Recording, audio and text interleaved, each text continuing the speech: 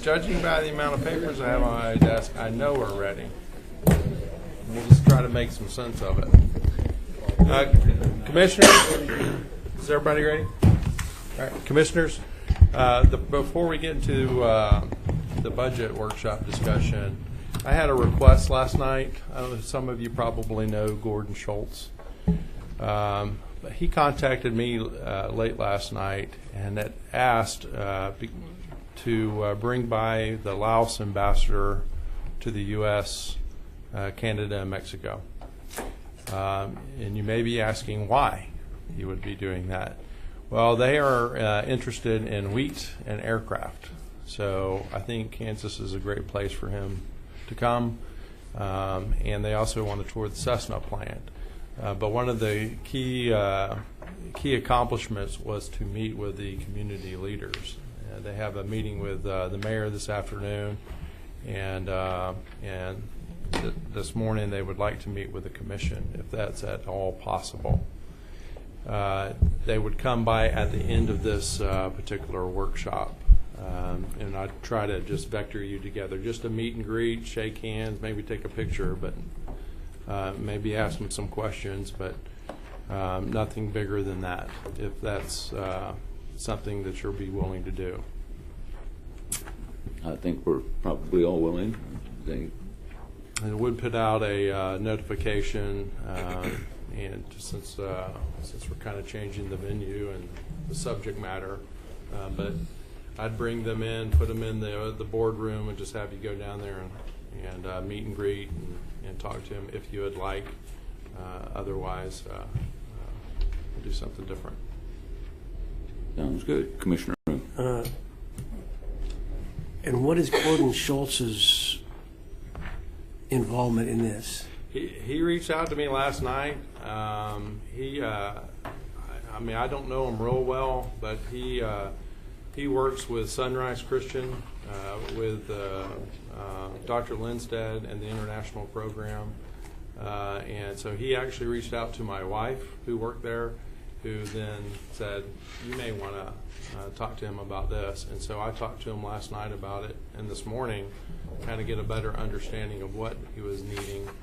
But he works in the international. He works in China all the time, over in Asia, and recruiting kids for Sunrise and different things. So other than that, I don't know. Okay. I think that helps me understand. He's not in any official capacity from any government level, any level of government. No. It's a contact. He is friends with this ambassador because of all of his dealings over there, and since he wanted to buy some wheat and some aircraft, he's bringing them in. His country does so. And he's been involved on a staff position at Sunrise Christian Academy? He's been, I don't know if it's a staff, but he's been working with Dr. Lindstedt, been paid by the school for international outreach. So they have a big Asian program there because of the sciences, the math, and the aircraft industry. So I think that's where the contact is. Okay, thank you. All right. With that settled, I guess we're ready to learn about the CIP. All right, perfect. All right, and Commissioners, we do have quite the program for you today. It is scheduled to go 3 hours, which is a little longer than what we've done in the past, because we do have a couple of extra presentations that we'll do that are a little outside of the norm. So first we'll ask Scott Hadley to come up and talk about the EMS West Post, which was a project that was requested through the CIP, and Chairman Dennis, you had specifically referenced it during May hearings, so he'll come and talk about that. Then based on some of the discussion last week about the adult detention facility and how all of that could influence an administrative building, we'll have Tanya Cole and folks from the Sheriff's Office come and talk through the two different projects we could do, and then we will shift over to the presentation of the 2019 through 2023 recommended CIP that David and I will tag team together to present to you, and then get your questions and feedback so that we can put together the final recommended CIP that will be presented to you in the county manager's recommended budget on July 18th. So with that, I will ask Scott Hadley to kick it off for us. Good morning, Commissioner. Scott Hadley, EMS. I was asked to present and did present to the executive management staff a presentation regarding our EMS growth, specifically in the west side of Wichita. And Chairman Dennis also echoed some concerns with some response time to the Viola and Cheney area. So hopefully this presentation will cover that and answer some questions that you may have. The map before you is our current station location.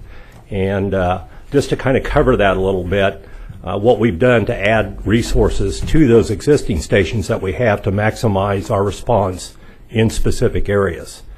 As you recall, just kind of historically, back in 2009 and 10, there was a decision made to move EMS Post 7 along with County Station 35 into Goddard. It originally was located on 247th Street West, Andale Road, just north of Kellogg, and it was there for many, many years. And there was a decision made then to co-locate with them again in Goddard. So we've staffed that station 24 hours a day, 7 days a week for many, many years.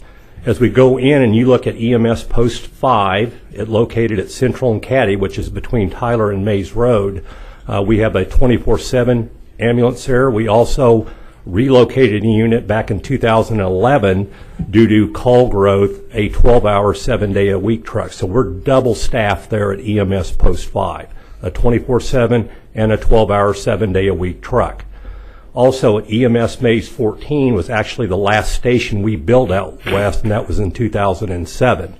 It has a 24/7 unit, along with in 2017, when you approved the budget for that, we added a 12-hour, 7-day-a-week resource again, put it on the west side to address growth. And so it's got 2 units also staffed at that particular location. We also have some interim locations which you can't really see on the map. And those interim locations were strategically put in there many, many years ago that we could move units to when the system gets really busy, and we can relocate their street corners. For example, we have an interim post 57 at Kellogg and Mays Road. So when it gets really busy in the western part of the community, we will relocate a unit there to help with response times. We just don't leave the area open. We move resources throughout the day to those particular interim locations. We also have an interim location at Central and 235 that we use. And in fact, that's our busiest interim location we have of any of our interim locations throughout the county. Again, we move units here when it gets really busy. So we're shuttling resources based on the demand of the day so we can mitigate and try to cut down on the times it takes to get places. Our goal through all of that, through this, was to leave the unit in Goddard there as much as possible, not have to move it in a lot so it doesn't get consumed by call volume, so we can have better response times to the western fringes of our community. So that's the goal, that we relocated a unit back in 2011. We added a unit in 2017 to Mays to help with that west side demand and growth.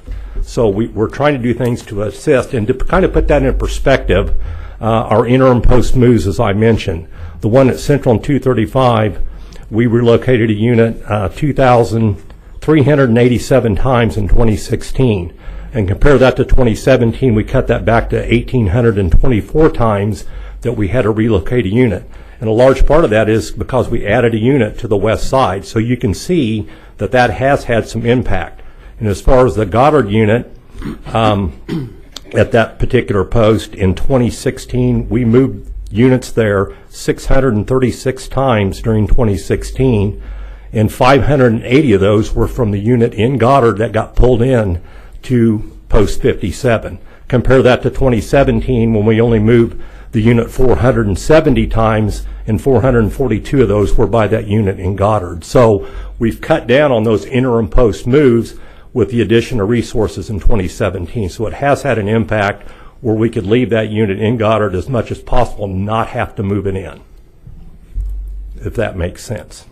Okay, next slide is the call volume specifically with Morton Township and Cheney. The blue bars that you see there are the average response times in each of those particular years. And you can see that we've made an impact to reduce that somewhat since 2016.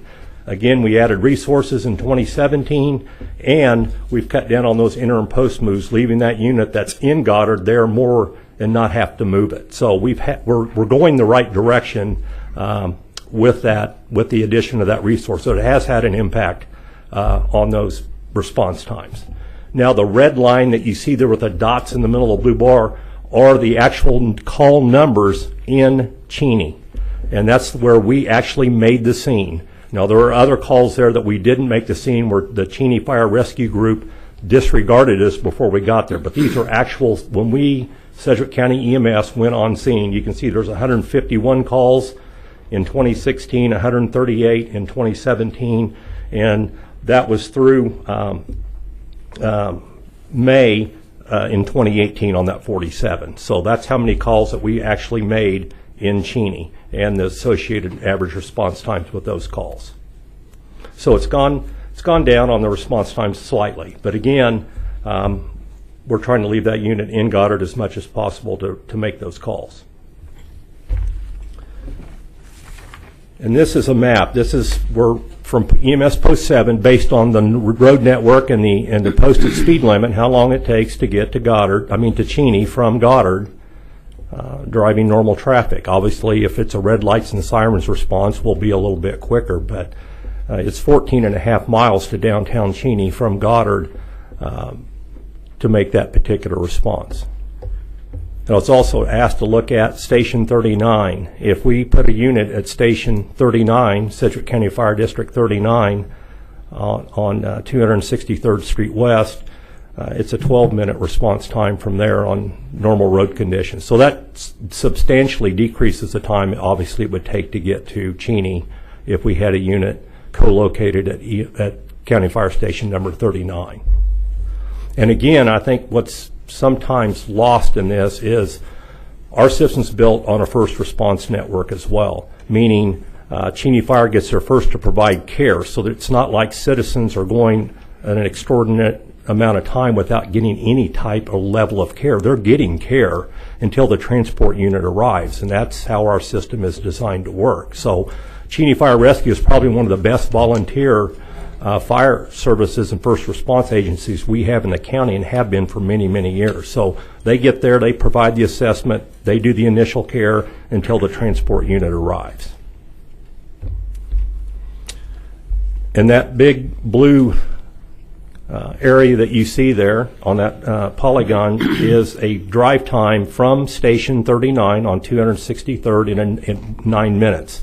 So in 9 minutes you can see how far the ambulance can travel given the road networks, normal conditions, regular traffic driving. So about 9 to 10 minutes we could get to the southern part of Cheney from Station 39, which is substantially better than what we're doing from Goddard.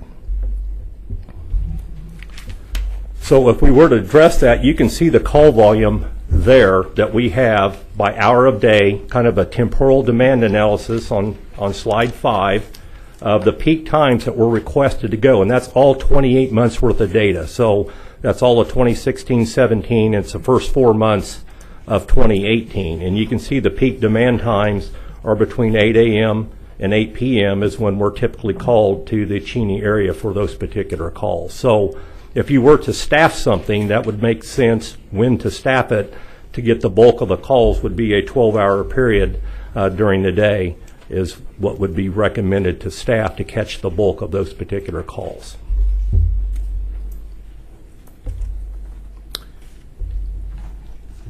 The cost, if you were to add a 12-hour, 7-day-a-week unit, this is what the cost would be to stand that up initially if you were to co-locate at Station 39 and add a 12-hour, 7-day-a-week resource. Around $580,000 and about $335,000 to $40,000 would be recurring costs for personnel. There's some one-time costs for an ambulance and the requisite equipment to go with that ambulance initially to staff a unit for that particular station. And that is what I have for you, and I'll certainly stand for any questions. Well, thank you. If you go to your first slide.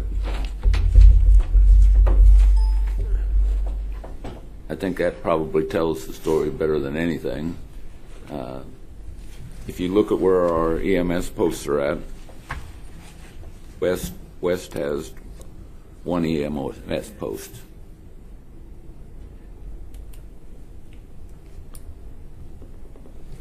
It's kind of distressing to hear your presentation because it's telling me we don't need any more. But all we've got to do is take a look at the map, and you can see that we are not covering West Sedgwick County.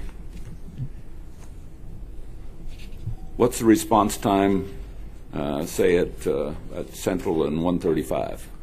Just picking a location. Well, if it's in the core of Wichita, that averages around 7 minutes or so in the core area. But it's a major urban center. That's where we transport patients to, and that is like any other major urban center. And when you have ambulance traffic crossing that area day in and day out, as they free up from a hospital and they're the closest unit, they're going to get sent to that call. So that's the largest demand. As resources get consumed, the majority of that's by the city of Wichita, and that pulls in from our fringe area when it gets really busy. And so to help... So you're saying that the people that live in that area are more important than the people who live in West Sedgwick? I am not saying that.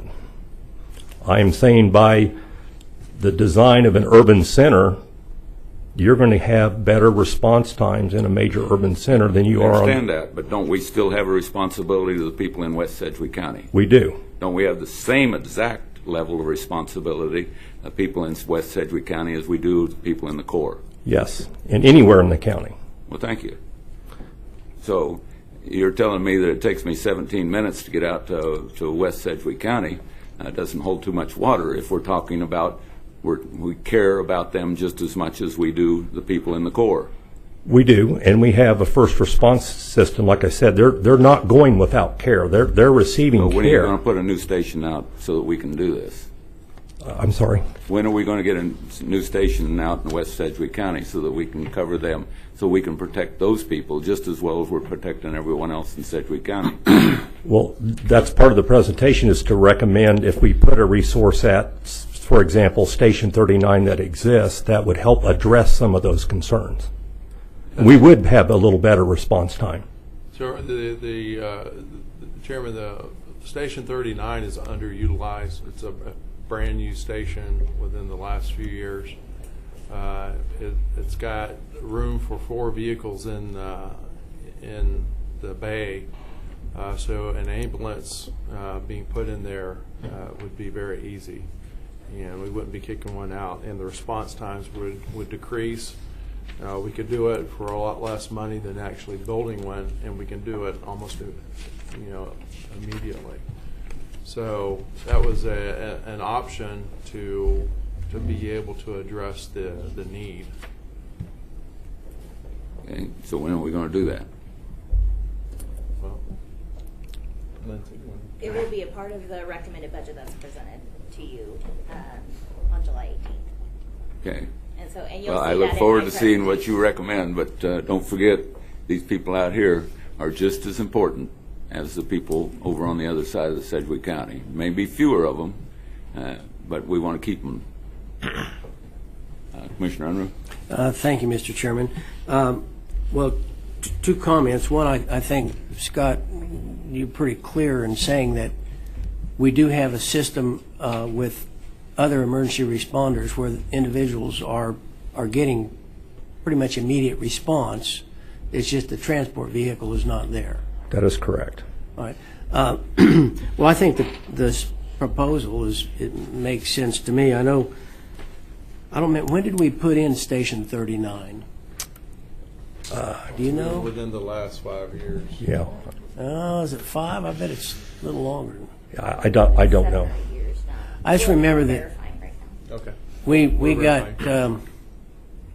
got quite a bit of criticism when that station went in, because people said it's out in the middle of nowhere and nobody's out there, and why would you spend that much money? But I think this is showing that it's going to be more efficiently and effectively utilized to serve the citizens in the west part of the county. And it appears that if we have a 12-minute response time for transport, and we have other immediate response from our partners, that this is a reasonable solution to the problem.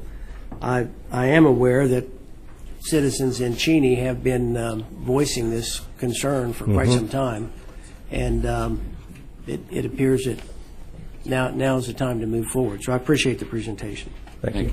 Commissioner O'Donnell. Thank you, Mr. Chair.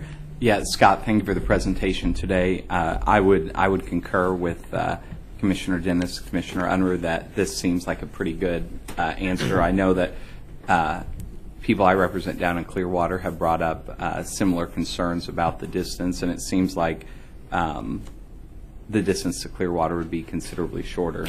Sure, and as you know, they have their own unit that they staff to respond to the city limit proper of Clearwater. That's the agreement. They do that. But when they're not available, certainly we respond there and provide care. And the outlying area as well. Correct. Outside of the... That is correct. And it would certainly help with the Viola, because it's even longer than the Cheney response times. Typically, you're talking 18, 19 minutes, typically to Viola, and for those calls. So it's extended. But again, I don't want to sound like they're not getting any care. They're just sitting there for that long. They're not. They're getting care. It's just the transport vehicle getting there and transporting those folks. Right. Okay. Well, yeah, I just think that this will solve a big hole that we have down in part of my district as well as Commissioner Dennis's district. So, thank you. You bet. Commissioner, we had an update on when that building was completed. It's 09. So 09. yes. Time flies. Well, if you've been out there, I mean, it's a beautiful building. Oh, yeah, it's a great building. It's brand new. But we did catch quite a bit of criticism, is the right word, I guess, for investing down there but it's a good location, strategic location, and we did it for strategic reasoning. So. Yep. Thank you. Commissioner Ranza. Yeah, now, there's been some talk of a new EMS station west. Is this in addition to, or is this instead of, is it all? That was kind of all tied together. That was the initial proposal, is to build something west, but if we could utilize certainly Station 39 would help mitigate that. I kept the west station in the forecast. I didn't tie it to a year because I thought this was like an immediate underutilized building that we could do what we needed to do without spending money on the capital program. Commissioner Howell. Thank you, Mr. Chairman. I am concerned about EMS response times to the western part of the county, but I do want to just make sure I understand that on slide 2, you're referring to EMS response, not an EMT response. Correct. Do we have a chart for EMT on site? I don't have Cheney Fire Rescue's response time. Certainly could probably trying to get that those. because I think this. I mean, again, I agree having a paramedic on scene is important, and we want to try to minimize those times, absolutely. But I do think it maybe sends a little bit of the wrong message. I mean, people who live in the corners of the county are going to not get the same response as they would if they were in the middle of Wichita. Right. That just goes without saying. But I think that I don't have a good understanding exactly where all the EMTs are placed because I don't have that map in front of me right now. But I'd like to see that maybe. We can pull up. We have a map I can send you that has both the EMS and all the first responder locations on it. And I think that'd be a good thing for us to see. Sure. And I do think that, again, I think Cheney needs to have enhanced services. So I do agree with some of the comments here this morning, but I just want to make sure that it's clear. Even if we were to do this, there's still going to be places outside that square that are not going to get 9-minute response. So we're not really solving the problem countywide. We're solving the problem for a larger portion of the county, but it's still going to be people who are going to be outside that. There's people outside that blue square. We're not solving it for them. And they're still important too. Yes. You know, everyone's important, but I think Sedgwick County's always placed our stations by call volume and population density. We've not placed our stations geographically. We've placed them based on where the people are primarily located and where the call volume seems to happen. And that's, in other words, it's statistically driven, perhaps, not geographically driven. Am I fair in saying that? Yes, you're looking at the demand patterns and stuff like that. That's typically not always. Try to put them in other communities in Valley Center and Derby and others, but now they're obviously getting busier as well. So we try to put them not completely out on the fringe, but in an area where we can get to both places reasonably. And if you live in the fringe of a response area, Bentley, the Violas, the Cheneys, it's going to take us a little bit longer. And it's hard to put stations in every location to get 9 minutes, and you know, certainly the cost with that to try to get to and achieve an urban level response times to everywhere in the county. It can be done, but it would be very expensive. And again, we've invested a lot in our first responder network and folks getting there and receiving care, that basic assessment. It all starts there before the advanced level care comes in anyway. So that's a good thing, that our citizens are getting that first level of response, getting care while the transport unit arrives. So that's key. Thank you for the answer. You know, we've saved enough money in the last, I guess, the remodel plan of the northern, I always forget the numbers, but the northern post that's going to get a less expensive remodel versus a replacement, and the northeast station that's going to be a less expensive building than what I think was originally planned. So I think, in that my opinion, the one-time money and savings of those two locations is enough to pay for the CIP part of this, which is the new ambulance. The ongoing cost is really not a CIP discussion. It's more of a budget question, right? Yeah. In terms of a budget question, do you think that we have enough revenue generated in EMS to sustain a $286,000 addition to our EMS budget? That's what we need to talk about, right? That's the additional cost to the budget to place this. That's a budget question, but am I right in saying it that way, Lindsay or whoever? Commissioners, I guess I would say charges for service may or may not be enough to cover it, but we will have some assessed value increases this year, greater than we projected, that would help with that over time, as well as those specific increases would be exempt under our property tax lid.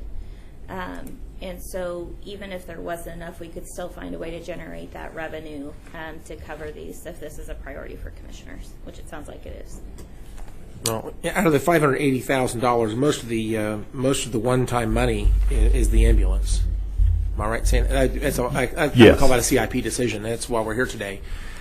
But the rest of this is operational dollars that's going to be recurring. So I guess that, to me, that's a budget question. We need to answer both questions. And I know we've saved enough money on the two other projects that I think we probably have enough money to cover the ambulance. I don't think I'm concerned about that. So CIP-wise, I'm very supportive, but I do think we need to understand the budget side of this as well, and make sure we understand if this can be sustained. And again, if there's other places in the county we need to make enhancements, I'm open to the idea. I think long term we ought to have a different discussion. That is potentially having maybe a different model of some folks out in the county that are cross-trained to do paramedic type work, perhaps. I mean, transportation is one thing, but paramedic skill set is another. And I think we ought to have a different discussion, perhaps, to have maybe a more robust discussion down the way how to get paramedics to the corners of the county. And I think that having EMTs that are partially the way there is part of the answer. So we can talk about that later, though. Thank you very much. I can give you just a little bit, Commissioner Howell, on that. Some of our Sedgwick County firefighters currently we have some paramedics in the fire district. Well, that's what I wanted to hear. And once they're credentialed through Dr. Gallagher, they would be able to provide that level of care out in the fringes of the county. If they obviously co-respond along with us, they'd be closer. Okay, so back on that, that's not why we're here today, but let's talk about that. I think to ensure that those skill sets can be utilized and they've got the equipment they need on those vehicles that can touch the corners of the county, whatever the EMT is that's assigned to those furthest reached parts of the county already, if they have that skill set and the tools they need, even though a vehicle may not be ready for transport, at least they would be there that can do maybe some more things that just a normal EMT would not be able to do. So I think that's part of the answer. Well, Commissioner, I had asked actually 2 weeks ago, Rusty and Scott and Tavis to start looking at the potential for some type of an advanced life support capability out in the fringes. So instead of an EMT, maybe a paramedic. But they're doing that study right now. I had also asked them, much to Scott's chagrin, to look at the potential to, instead of, right now we have 2 paramedics in an ambulance. I asked them to just study it for the potential for an EMT and a paramedic to reduce the cost and to allow us to do maybe some more push of ALS out towards the fringes of the county. and they are doing that study right now, and I'm going to give them a couple of months to do it and then let you know the result. And another thing we have now in the state of Kansas is an AEMT, an Advanced Emergency Medical Technician designation with a scope of practice that's broader than the EMT, not quite the paramedical, but they can do some advanced level care at the AEMT level at a lesser cost than a paramedic. So that's something that we're including in what the manager just alluded to is in that study. Is that a potential to hire and train an AEMT to deliver that little bit higher level of care than an EMT can?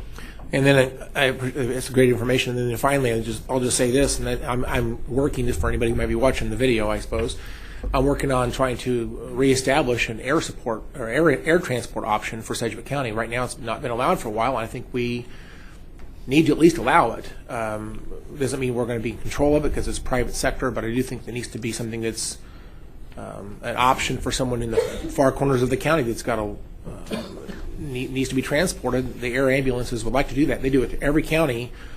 From Sedgwick County, they operate to every county around us, but for some reason we don't allow them to do anything inside Sedgwick County. And naturally, the city would be off limits to them because there's no reason to. We already got that covered with land vehicles. But to the corners of the county, like Mount Hope, Cheney, and Viola, there may be reasons why an air ambulance, air transport might be something that would be beneficial. So that's something I'm very much in favor of, to see that at least allowed in Sedgwick County. And finally, if it would speed this process along, I'm okay with a non-Sedgwick County provider hitting some of those areas. If that's something we should talk about, is allowing somebody else to invest in the far reaches of the county to provide that service. If we're not able to do it right now, I'm okay with that discussion as well. Thank you. Commissioner Unruh? Thank you, Mr. Chairman. I just wanted to respond. This particular proposal is not about increasing our business or growing our business, creating more revenue. This is just about changing response time. So we're not going to get any more revenue out of this. We're just going to do a more efficient job of getting transport there. So the ongoing operating expenses are going to be something we're going to have to deal with in our normal budget process. Yes. That's what I understood. Thank you. Thank you. Anything else? All right, Scott, thank you. Thank you very much.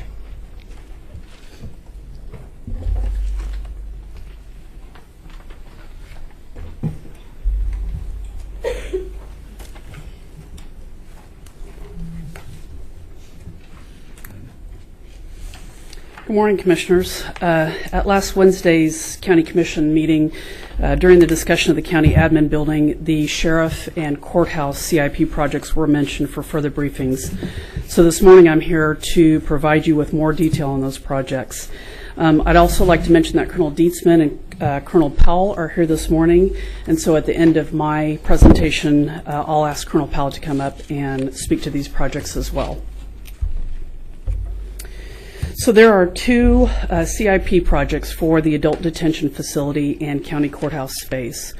The first then being is the adult detention facility and courthouse remodel. That is to repurpose and remodel 5,800 square feet of vacant space at the adult detention facility on the first floor, which is the former inmate visitation area. The second part of that then would be to remodel 5,895 square feet on the second floor of the county courthouse space for District Attorney's Office, which is currently housed by the Sheriff's Investigation Office.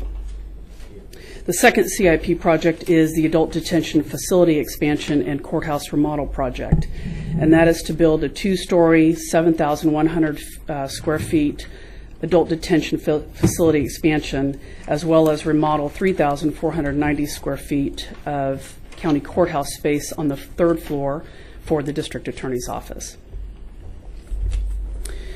To get into a little detail on the adult detention facility and courthouse remodel, again, that's 5,800 square feet.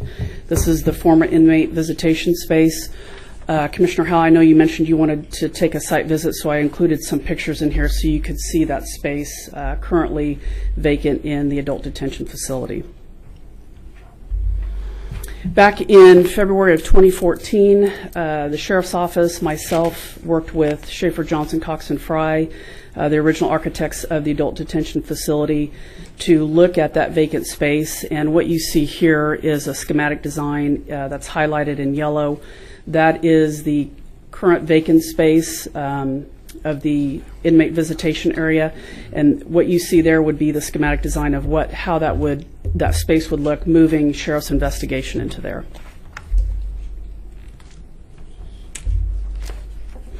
This then is a partial floor plan of the second floor of the county courthouse, and you'll see in gray there to the left of the page is sheriff investigation.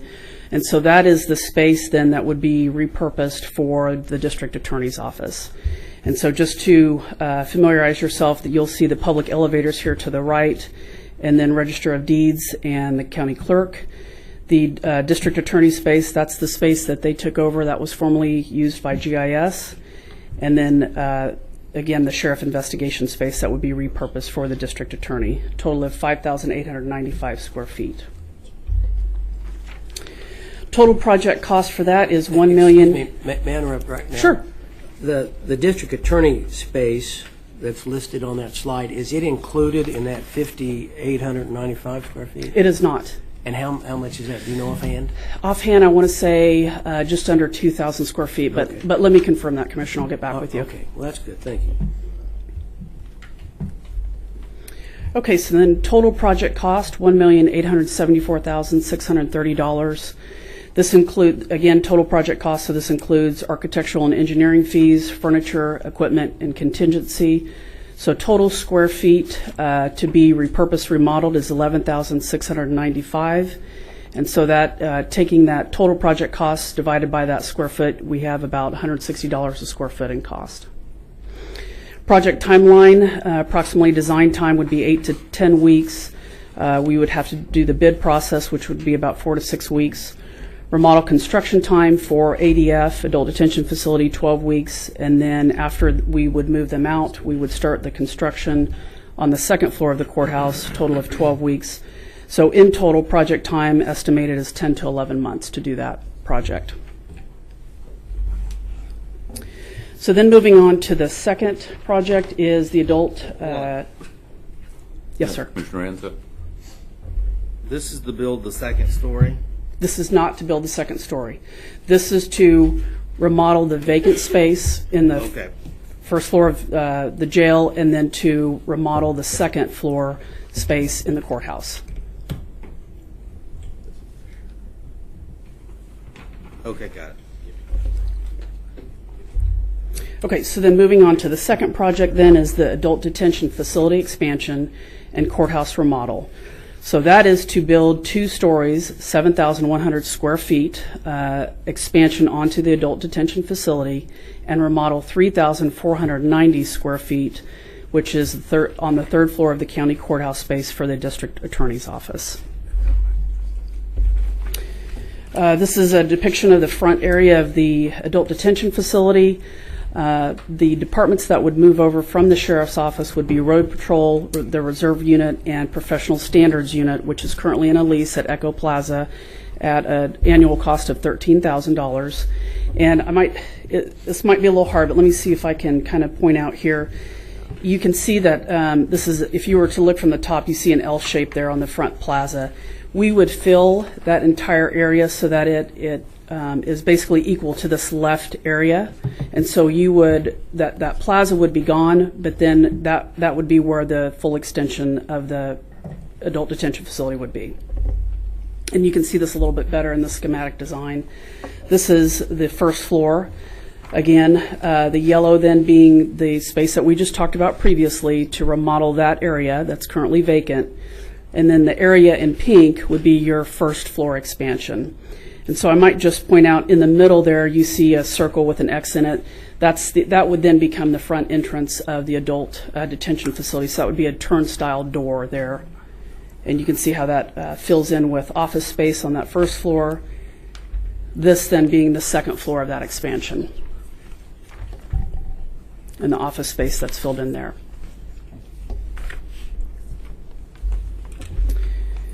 We would then move, again, the Sheriff's Road Patrol and Reserve Unit out of the third floor And again, this is a partial floor plan.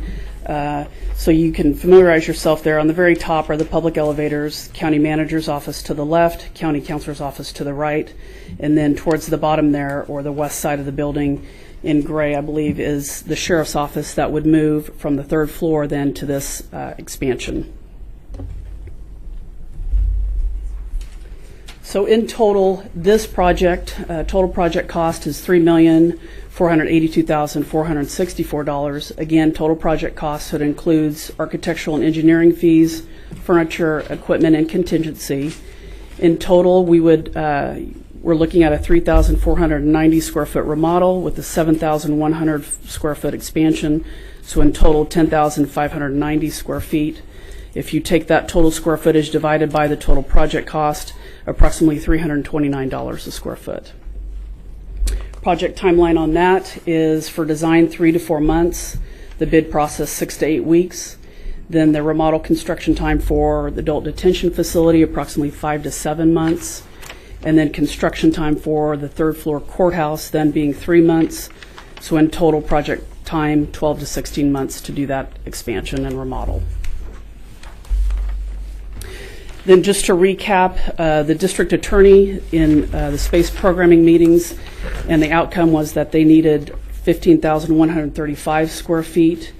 If they gain the second floor space at 5,895 square feet, that's approximately 39% of the square foot need. If we were to do the third floor remodel in the county courthouse, that's 3,490 square feet, or 23% of the square foot need. The gain for the sheriff then is centralized operations out of the adult detention facility. And so at this point, I'd like to turn the presentation over to Colonel Powell to speak to those operations. Tanya? Sure, yes. What about the GIS spaces? The GIS space has been programmed into that 15,135 square feet. So we still need that additional 15,000 square feet, even though we've given them 2,000 for the GIS space. That was all part of that programming. So 15 in addition to the 2,000? Is that what you're saying? Yes. So 17, whatever. Correct. When we went through the programming with the district attorney's office, we had that conversation to let them know that they would be gaining that 2,000 square feet. They still need 15,000 square feet. So the DA gains 9385 from the courthouse, not counting GIS, and the sheriff gains 12,800 in the new space, right? If you let me sit down, I'll verify those numbers. Commissioner O'Donnell. Anya, one quick question for you. So with that expansion at the jail, 7,100 square feet, so that's 2 floors at 3,550 feet. Is that as much as you can get on that piece of ground? That's a good question, Commissioner O'Donnell. I don't know that we expanded that question because there may be some area to the north then if we needed to expand out, but then we start to get close to the Kansas African American Museum. Right. So we would have to explore that with the architects. Because I was just thinking if you're already going out there and building, we need to maximize that Sure. land as much as possible. Sure. Thank you. Yep. Thank you. Commissioner Ranza. So going back to when we started this process, this is one of the options that I asked to investigate. Is that correct? I think at the time, I thought this was going to be the cost estimate that it was, but I was told it was going to be around $7 million. Isn't that what I was told? Which I thought it was exaggerated then, but The initial estimate they gave us back was the 5.5 million total, or 5.7. That is it. That's in total for both of these projects. Right. It was 5.7, and that was done how many years ago? We did that in 2014. So in 2014, that was the anticipation is that obviously there would be increased costs given that was done so many years ago. But in this case, they had taken into account inflation and everything that would have grown by then. So 5.7 is about the correct amount. okay, how much is it going to cost right now? The numbers that you see are the numbers that we $3.5 million. yes, are that we are estimating if we were to start construction this year or next year. Okay. Well, what I'm saying is, Plus the 1.8. It's let me go back here. It's the 3.4. If we did both projects, it would be the 3.4 plus the 1.8. That's what okay. Oh. Yeah, add them both up. Correct. Okay. Add them both up. So it's 5, whatever. Yeah, I thought they were saying 3.4 was. Okay. That clarifies. All right. Thank you. Commissioner Howell. Thank you, Mr. Chairman. So let me understand, how much space did the sheriff need new that he's requested? I mean, this gives him about 7,100 square feet new. He has a total of 12.9 in play, but only about 7,100 of that's new to him. So does that meet his long-term needs? Good morning, Commissioners. Colonel Richard Powell. Commissioner Howell, currently on our second floor office spaces, I believe the numbers were there's 5,890 square feet that we're utilizing right now.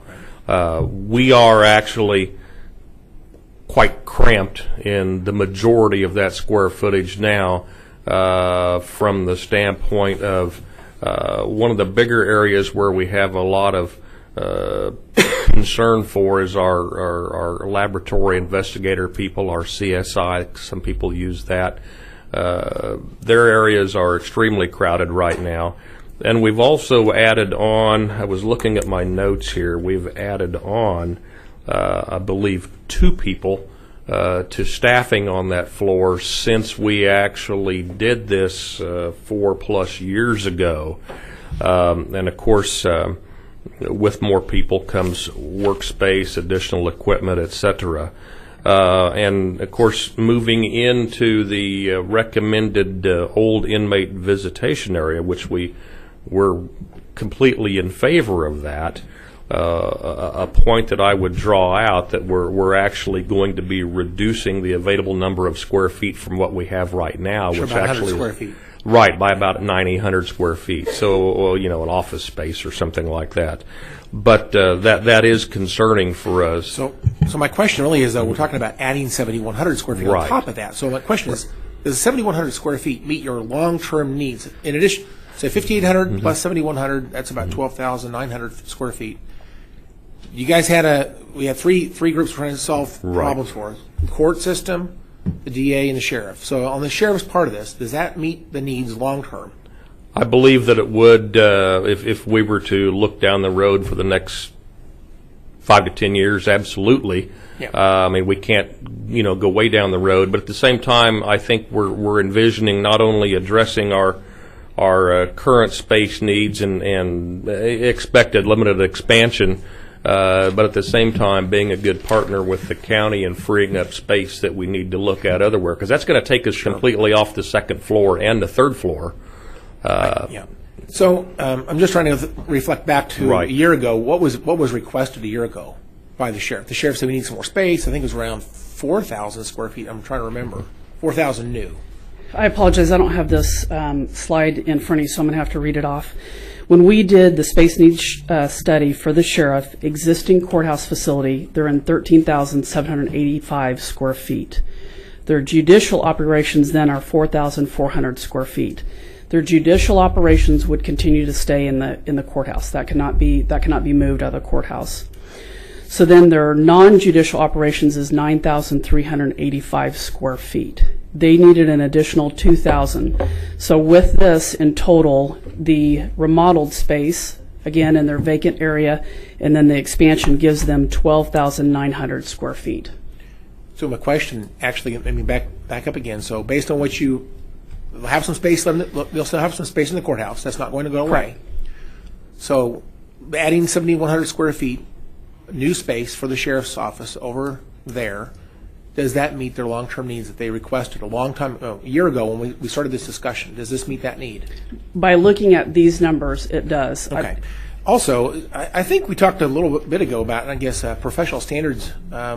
We talked about potentially moving them to some other spaces. I think I had discussions with staff at times about potentially moving them to other places, but Correct. They didn't really want to be They didn't really want to be in the same building as everybody else because I think the nature of their business is they wanted some remote site, I guess. Right. Can you please talk about that? Originally, I believe when the original discussions were going on with the Reagan building, sir, there was some discussion of putting professional standards over there, and it does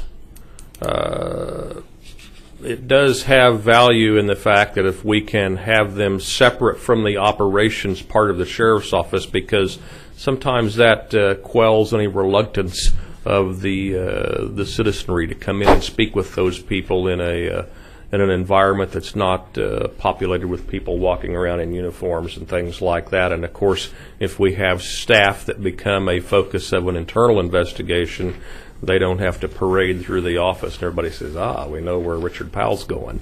But at the same time, the office areas we're looking at now, if we were to have the full expansion, parts 1 and 2, they would be housed in the administrative offices themselves, which is a relatively business dress type environment, business casual environment, and is off the beaten path from the fact of who can see who comes and goes and things like that. They would still enter through the front of the building, but that would be about the large majority of any concern we would have right there. Well, I'll just say, if the sheriff needed more space, I would rather not move professional standards. The reason to move them is to save some lease dollars. Right. Efficiency. But if we need more space, I'd rather not move them and allow the sheriff the space he needs. The current the drawings we had, and again, these drawings are 4+ years old, and they were done as a draft, if I may use that term, sir. We would certainly want to go back and look at those and perhaps refine them, retune them. But I think the current thought is that it would be adequate with the opportunity to go back and review. Because again, 4+ years have passed, and we know that on the very beginning, 4 years ago, there was a little bit of shortage of floor space, and we'd want to make sure we utilize that to its maximum benefit. If we do this, does the sheriff's office have an opinion on the administration building at that point? Because this really, the new building really has nothing to do with the sheriff's office at that point. I mean, this entirely becomes the solution that the sheriff's office needs. Right. Correct? Yes, sir. I don't know that the administration building, wherever it may be and whatever it looks like at this point, is not a significant event for us to be concerned about. Our biggest concern, quite honestly, sir, is the timing of the construction phases themselves, and how long is it going to take? What do we have to be concerned about? Interruptions of service and the safety and security of the adult detention facility and its staff and visitors. Do you anticipate any problems having Elm Street so close to the building? No. Well, it was raised earlier. I guess the question talked about, terrorist act right in front of the building might be a concern. So I just want to say, putting this building right next to the street, is that cause a concern for me? Our concern only would be to properly address the protective measures that we might put around the building. We have little standing, one would like to think that they're bullards, they're protective devices to prevent someone from driving right up to the front of the building. Really isn't the case. We would much rather see a hardened barrier of some kind, or again, bullards or something like that. And of course, with the new construction would come the hardening of the facility itself. Right now, as you're aware of, we have the need that we have to put a commissioned armed deputy all the time up in the front lobby of the adult detention facility, because there's no provisions there for adequate security measures that allow us to protect the building itself, like the front end of the courthouse. And of course, with the new construction would come our recommendation that we harden the building. We fortify the front of the building to address some of those things with resistant glass, hardened walls, interior walls, and things like that. And of course, any technology that might also assist in protective or adequate security measures of the front of the building is required by statute. Well, thank you, Colonel Powell. I have a question for Tanya. Thank you. Tanya, so does this estimate include that hardening of that new building? We had some security measures as we were discussing this. We had some security measures in there I think what we would need to do is just go back with the sheriff's office and just go back through, here's the project that we understand. Are there any additions? Are there any changes that we need to consider? But we had a magnetometer in there. We had an x-ray machine. We had that turnstile door that was supposed to help with security measures as well. Okay. And then, so back to space discussion. I understand that the courts probably don't need their space until around 2022 to 2024, sometime in that time frame. Because the next time we'll see a judge, I think that's the estimate that I heard the other day, was next judge assigned to Sedgwick County will probably be about that much time in the future. So we have enough courtroom space for our judges currently. That's correct. We probably don't need another courtroom until at least 2022, maybe a little bit later. So this really solves all of the problems for the sheriff, and the courts don't have an immediate need. So the DA then gets a 62% solution in 12 to 16 months. And they're short 5,750, but they're still short. Am I seeing that correctly? I think that's correct. I don't have that number, and I'd have to do sit down and do the calculations, but 62% is correct. So really, if we solve a 5,750 square foot problem, the DA would have a 100% solution. That kind of changes things a little bit for me. The DA would have 100%. In other words, he needs the DA needs 15,135. You said. Correct. This provides this solution currently provides 9385. Right. He's short 5,750. If we could find 5,750 somewhere for the DA, his immediate needs are solved. So, in other words, all the discussion for an admin building, frankly, is resolved around a 5,700 square foot problem. Okay. All right. Thank you. I don't agree with that, but Thank you, Chairman. Thank you. Any other questions? All right, Tanya, what else you got for us? That's all I have, sir. All right, I don't see any other questions. All right, Commissioners, so up next we have the tentative recommended CIP that we're going to go through. It's quite a lengthy presentation, so I guess I would offer up an opportunity to maybe take a 5-minute break, maybe get a drink or stop by the restroom, if that's okay. Take a 5-minute break. Thank you. All right, Lindsay, thank you. All right, Commissioners. So you should have a number of handouts at your spot. The first is the presentation that looks like this. It has this on the cover. Then you have a couple of bigger sheets of paper. One that is entitled Wichita Valley Center Flood Control Projects in the CIP. And then another one that says Remaining ADA Projects. And then I believe Mr. Weber also passed out a handout on roads and bridges. So we will work through all of those and talk through them at the appropriate times. But just so you know, those are all a part of this presentation. So we will go through just a quick overview of the CIP, what it is, what the committee is, how we got to where we're going today, and what the next steps in the process are. Then we will focus on the facility and drainage projects that were requested through this year's CIP process. Then David Spears will come up and talk you through road and bridge projects that are included in this tentative recommended CIP. And then finally we'll wrap up with a CIP funding plan. And then of course we'll have time for questions and discussion with you all so that hopefully we can get some direction as to whether this is what you want to see in the recommended CIP that the manager brings to you, or if maybe you have some other expectations.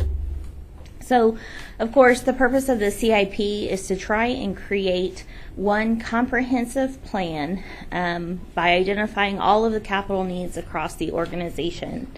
And then we want to prioritize those and fit them into the county's budget process and the overall forecast so that we can then effectively communicate that plan to citizens. We do have a CIP committee that's made up of the staff members here. These are the scoring and voting members, and all of those folks are here in the audience. We do have the deputy county manager, all 3 assistant county managers. We have the facilities maintenance and project services director, the MAPD planning manager who's here, and then in my role as CFO, I act as the CIP committee chair for policy. We also have a number of folks who do, of course, what we call the real work. And so that would be Jim Weber, who's here, the Deputy Director for Public Works, our Project Services Manager, Valerie Castor, and Carly Sanchez, Principal Budget Analyst. So we start the process each year with a call for projects. And so divisions and agencies throughout the organization go into a CIP application that's been custom made for us here at the county, and they enter their project requests and coordinate that information with project services with regard to the facility side. All of that written information is then provided to the CIP committee, and we go through each of those projects in committee meetings early in the year, and then if we have questions or need additional information, we'll ask the requesters to come and provide additional information to us. And then that information is used for each individual member of the CIP committee to go back and rank and score each project. That information is compiled into one big document, and we go through each and every project and talk about as a group what our consensus is as to how that project should be prioritized relative to all of the other projects that have been included. We do score each project based on the criteria listed here. There are 13. Some of those do have higher weightings than others. So perhaps something that saves money or something that's related to public safety, that score would be weighted more than something like maybe synergy with other CIP projects. Not that it's not as important, or not that it's not an important criteria, but some things should mean more overall in the way we score. So we started last year with categorizing our projects into 4 categories. This is not something we had done before, but essentially we create a category 1, which is something where there's already a preventive maintenance schedule in place. So we've talked about ADA projects, we've talked about roofs and parking lots, those types of things, or it's a project where there's a fairly urgent need, and so it needs to be addressed fairly quickly. Then we have category 2, where certainly we think the need exists, but perhaps it's not as urgent, and so those projects become category 2. Category 3 are those projects where we do believe funding is necessary, but maybe it's not an imminent need. And finally, category 4, which are projects that we put on the watch list where either additional information is needed or maybe the time's just not right to commit to a price or a scope of a project. Once we have that information, we vet that through the county manager. That information comes back to the committee, and we try and create a funding plan for that. And once we have something that looks okay, we bring it to you in a setting like this. So last year we brought this to you during your May BOCC budget reviews. I think typically that's where we'll want to bring this to you. This year, though, with all of the discussion on the administrative building, we held this off until we had some further discussion and direction from you on that. Once we get your feedback today, we'll incorporate that into the recommended CIP that comes to you on July 18th, and hopefully you will adopt a budget on August 15th that includes a recommended or some version of the recommended CIP. Just a refresher, last year we did adopt an operating budget that included capital improvement projects through one resolution, and then we had a second resolution to adopt the bond-funded portion of the CIP, and so if that's something we need to do again, we certainly can. Other than that, this will all follow the typical county budget process. So with that, we will get into the actual projects, and so I apologize for the size of the font on this, but hopefully if you look at your handouts, it'll make it a little bit easier to read. And so we'll just walk through quickly each of these requests. We do have the subject matter experts in the room, and so if you have questions, I'll be happy to call them up here to help me out. The first is D25. This is the Wichita Valley Center Flood Control Project, and you can see in each year we have $500,000 included. This is money that is paid to the city of Wichita as part of our flood control agreement. We do also have some operating funding in the operating budget that goes along with this.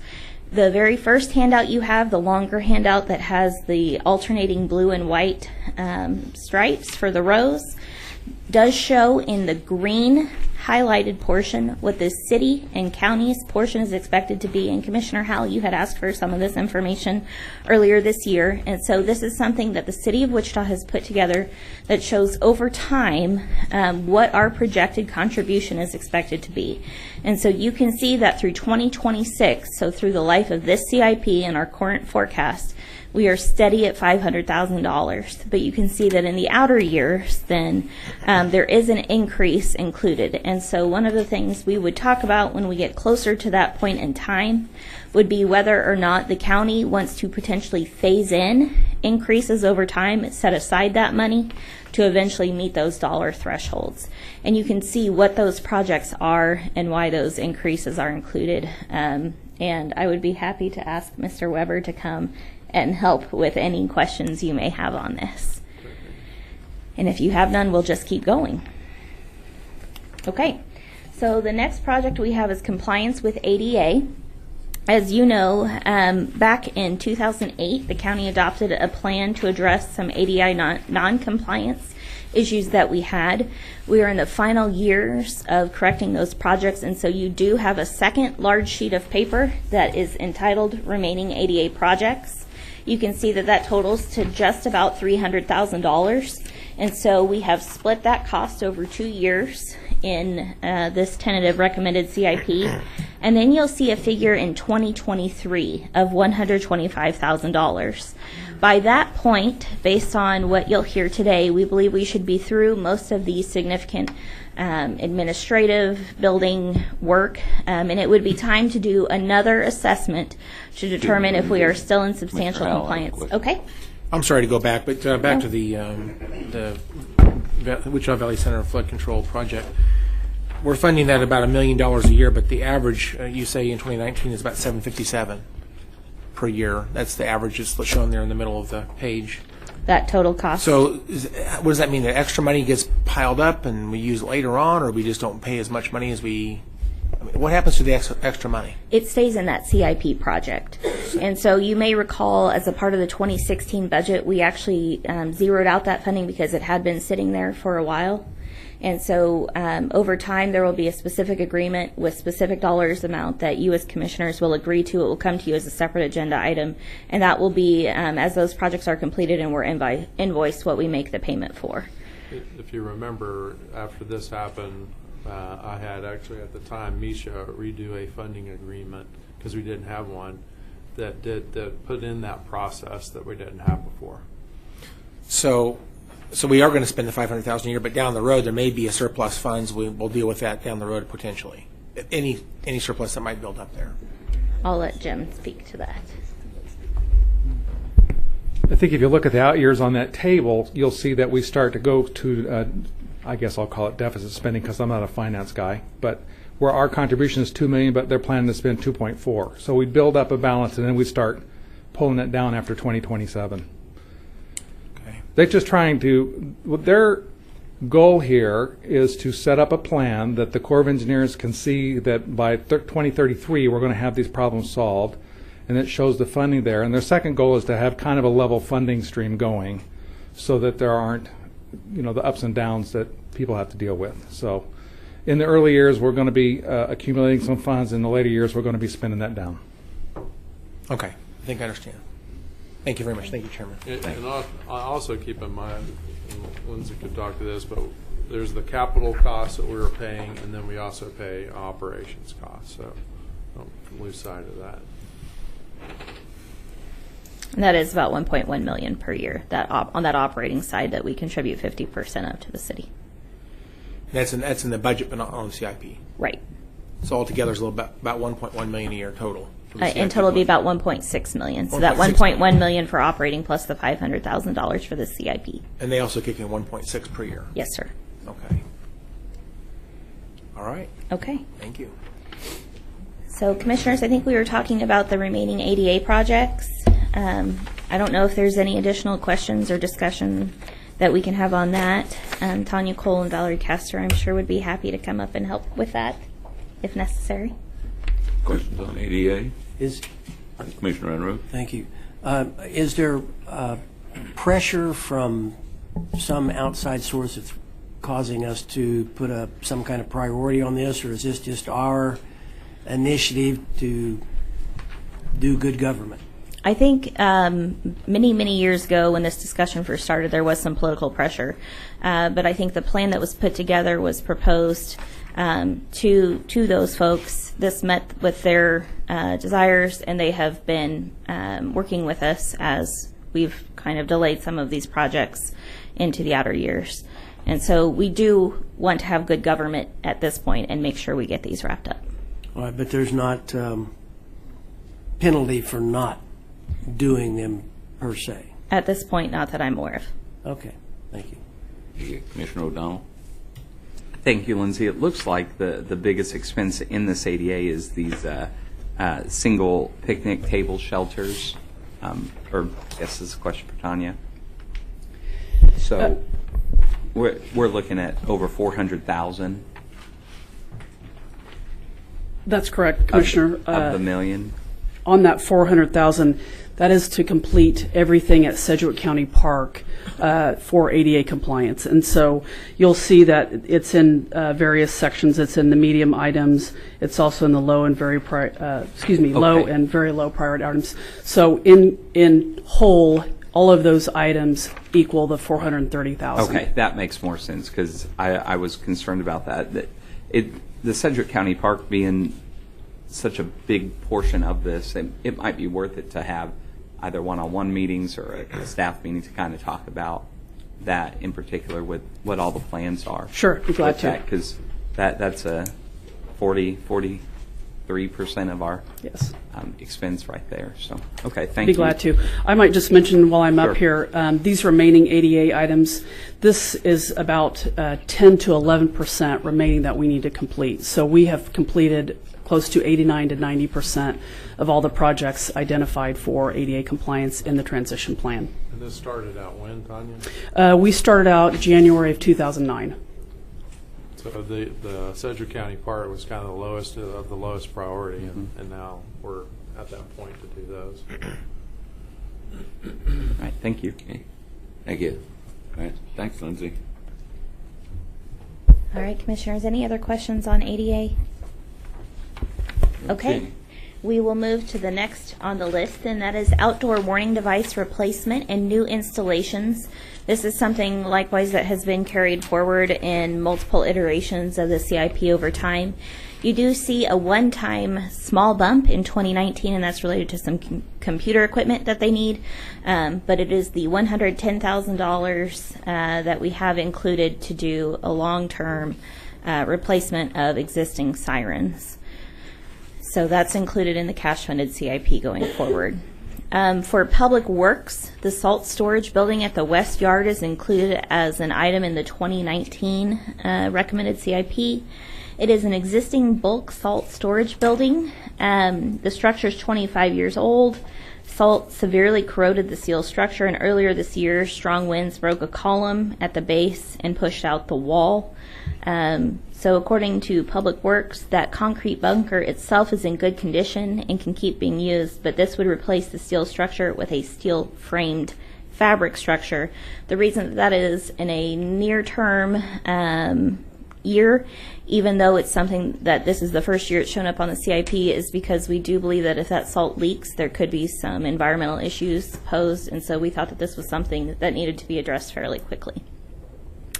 Looking then to the next project, juvenile detention facility, essentially a surveillance system upgrade. Their system has been in place since 2008 when they used analog cameras. This would replace that, and it's essentially something that is critical at this point. This is the second year it's been in the CIP, but it's something that, because it is a detention facility, we want to make sure that we get that done quickly, and so that's why that $786,000 cost is included in next year's CIP as a cash-funded project.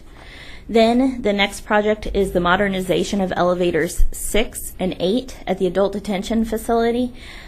These are elevators that they would use to move around inmates. They have been having a lot of issues and are having trouble keeping up with the maintenance on these, and so when that occurs, the elevator is out of service, and then they have to use emergency elevators to try and get inmates around, and of course that could create issues down the road.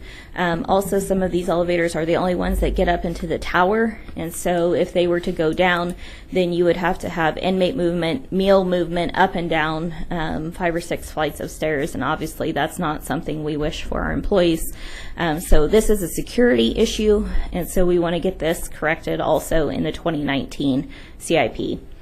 Replacement of parking lots on county property. Again, you'll see that there's not one out in the CIP until 2023. It's not because there's not a need, it's because that is what the preventive maintenance schedule calls for. And so in 2023, I believe that would be sorry, I have this written down. I believe that would be the Ark Valley Lodge. But that is something that we would want to get taken care of according to that existing preventive maintenance schedule that was put into place in 2010. Roofs, you'll see this is also on a preventive maintenance schedule. The big jump in 2021 is for the south portion of the adult detention facility. And so that's what causes that big increase in that year. All of these are cash funded as well. And then finally, at the juvenile residential facility, the HVAC system replacement, the building is about 7,500 square feet. It has general administrative officers as well as juvenile sleep rooms. And so the existing system is 22 years old. They spent $12,000 on vendor repairs last year, and corrections is increasingly worried about the stability of this. And so that is also something that is a fairly urgent need, but it is programmed for 2020 in the current CIP based on existing resources.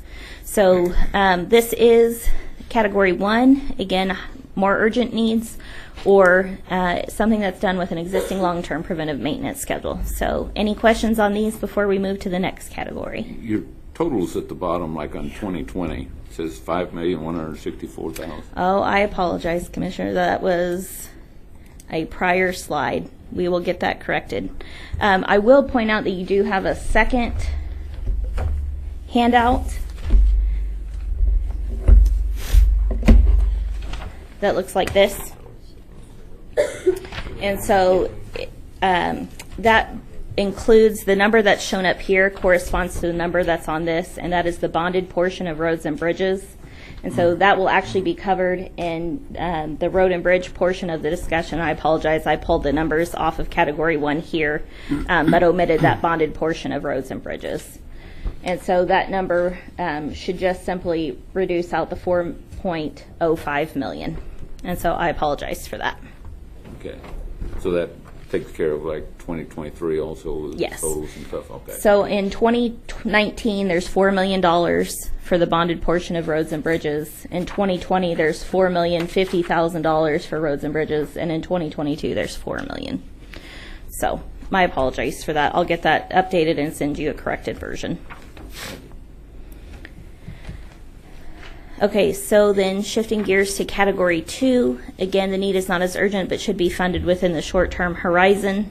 So on this one, part of the discussion you just heard about from Tanya Cole in the Sheriff's Office is listed here, that adult detention first floor visitation remodel in courthouse space. And again, that would be done to free up space in this building. And so this project not only includes the actual remodeling of the adult detention facility, but also redoing the space that it would vacate here in this building. It does not, you'll see, include the second portion of that discussion, which was the expansion. And so depending on the feedback we hear from commissioners, that could be included in the recommended version if that's something that you would be interested in, and we would likely propose that as a bond-funded option, and that would increase this by $3.9 million in 2019. It could potentially push that to 2020 if we bond Sure. funded it. And that would be an additional $3.4 million for $5.3 as a total cost for both phases of the project. But since it's bonded, we'd probably push it to the next year. So the next item is a county administration building. It is included in 2021, again, because this would be the portion of the administrative building we would want to bond. Just an important caveat here, based on the action you took last month, we do know that there's $3 million of cash available in the general fund that's been earmarked for an administrative building. And so what we would propose to do is, if any version of the CIP that you adopt in August includes a CIP project for an administrative building, then in 2018, as a year-end transfer, we would recommend moving out that $3 million from the general fund to that project to avoid the appearance of deficit spending in the year in which we actually do the project. And so that's why this number is 13 million instead of the 16 million, which is the number you saw before, because we would plan to do that in the 2018 forecast rather than in the 2019 through 2023 CIP. So there is a note that it says it doesn't reflect that $3 million in cash, but understand that any project that we could bring to you likely would total $16 million. Based on that 2021 date, the district court and DA office expansion and renovation would be pushed out a year as well. So in the 2018 adopted CIP, this project was worth $7.5 million. We would still expect the total project to be that amount, but that would push $1.5 million out to 2024, which isn't in our current CIP that we're talking about today. So the overall project would still be that much money, but it just wouldn't be reflected in the CIP that we have today. Elections improvements, this is an, oh, I'm sorry, Mike. Sorry, Commissioners. At some time before next week, when the budget CIP needs to go to the printing press, I'd like to try to set up some type of decision meeting where you guys come back with potentially a decision on that courthouse or that adult detention facility space, because that could affect us. Like I said, that could push that 1.8. It could slip it to the right if you combine it with phase 2, or we keep it like this, do phase 1. But there's any myriad of options there. But I definitely want to give the commissioners some time to think about that. But I'd like to account for that somehow in here if you make a decision. Otherwise, I would pull them out before the end of next week. But we will meet with you. And when do we meet with them individually? This week? Next week. Next week. That might be an opportunity for you, or we can have another decision meeting, either a staff meeting or a workshop, to have this discussion again before we finalize it. Just throwing it out there just for you to be thinking about it, because this is a pretty big decision here. Lorenzo? Kind of going, with respect to that $3 million you talked about, to avoid the deficit spending or the appearance of that, could we move that to the CIP reserve and accomplish the same thing, or? I think we certainly could. At this point, the Commission's directive has been to earmark it, and so we would just need a different directive from the Commission to do that. But yes, the $3 million can be used in any fashion Commissioners would prefer it to be. Well, we could move to the CIP reserve, and yes, if we weren't exactly sure how we were going to do this, we'd accomplish the same thing, basically. Yes, sir. Right? Okay. Or you can earmark it for the adult detention facility, either one. Yeah, then we can do it. Commissioner Unruh? When we chat about this remodel on the adult detention facility, will you give us some rationale on whether it's smarter to do it together or smarter to make two projects out of it? Are there any efficiencies? Because I need that help to make a decision. Okay. All right. Well, what we can do is we can probably somehow pin in an hour workshop again towards the end of this week and have another discussion about that independently, and we can give you some recommendations. Okay, good. Thank you. Okay. All right. Don't see any other questions? Okay. So moving to elections improvements, you might recall that in last year's capital improvement program, we did have $3 million set aside for a new facility. Since that has been done, there was a security assessment that was done of the elections office, and there are some improvements that we think could be made and still attain the security that's necessary without doing a new building, unless that is the goal for the commission. And so this would be $500,000 to implement some of those recommendations at the current warehouse. Again, the sheriff is vacating some of that space, and so that could free up some additional space for the election office. It also would allow us to do some work in the historic courthouse to add some camera cameras and other security features that might make that more secure. And so these are numbers that are still being refined, but at this point, this would be a placeholder of $500,000 in the 2020 budget to accomplish that. And so the elections building itself has been moved off of the CIP at this point, and this substitutes for that. So when you're closer to being done, could you give us, the details of that? Absolutely. Commissioner Unruh? Thank you, Mr. Chair. On the historic courthouse, is the square footage over there pretty much fully utilized, or do we? I mean, it just seems like that building needs some help, and if we're going to occupy it, we've got to have a plan sooner or later to remodel it, make effective use of the space, because it's a wonderful historic building and all that sort of stuff, but it just seems, I don't know how it's being utilized. Commissioner, I will tell you that historic courthouse right now is fully occupied in space. Okay. So there is no vacant space over there currently. Okay. But that still leaves the question of whether or not it's to the standard that we want it to be, as far as office space and that sort of thing. I mean, I'm not over there very often, but it just appears to me that it needs some help. And not an architect or an interior designer, but it just doesn't, it's like we need to upgrade it. Sure. How much can we do to that building since it's a historic building? I will tell you, we have remodeled in that space. The Historic Society tends to focus more on the exterior of the building rather than the interior of the building. But when we did some ADA work in the courthouse, and they were very specific because they wanted that to remain as historic as possible, that courtroom that's on the 3rd floor. But we have done some ADA modifications in the building, and like I said, they tend to focus more on the exterior of the building rather than the interior. All right, Lindsay? Okay. So the next item is a juvenile residential facility video surveillance system. It would allow for a significant reduction of the current blind spots. Right now, 22 of the 31 cameras would also come with microphones with this upgrade, which would allow them to have better coverage and provide better security and safety for that facility. And then finally, this is the last item here is the Sedgwick County Park Pond Bank Stabilization and Paving Project. If you recall, this was on the watch list last year. The Public Works Division, as well as Project Services, has coordinated to figure out a good strategic way to do this, where to put the paving, and so Public Works will handle that portion of the project, and the rest of the project would be completed in 2020. And so if there are any questions about how that will look, I'm happy to defer to David or Jim to talk through that.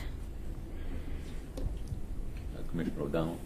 Perhaps that could be part of the discussion I had earlier about the ADA out at Sedgwick County Park, because if we're going to add that $400,000 to this $400,000, maybe we should just have a staff meeting about what's the plan for Sedgwick County Park, what's the budget going to look like, because these are pretty significant figures.